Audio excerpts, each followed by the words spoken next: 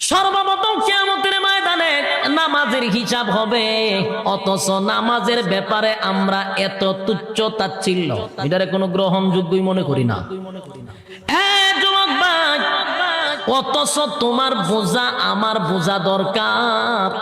পৃথিবীতে যত ইবাদত আছে, যত আমল আছে, যত বিধিবিধান আছে, সবগুলা আল্লাহ জমিনে পাঠাইছে। বলুন কোথায় পাঠাইছে? নবীর কাছে জমিনে পাঠাইছে। যত ইবাদত আছে সব ইবাদত জমিনে পাঠাইছে।